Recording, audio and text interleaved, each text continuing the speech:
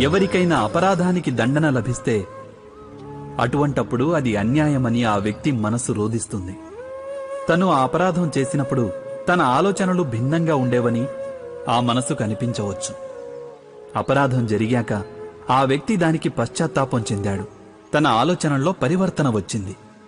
మరి ఆ వ్యక్తికి దండన ఎందుకు లభించింది? నిజానికి ఒక చర్య జరిగిందంటే దానికి ప్రతిచర్య కూడా అనివార్యం. కర్మానుసారమే ఫలితం ఉంటుంది. ఇంకొకరికి ప్రేమ పంచితే సుఖం ప్రాప్తిస్తుంది.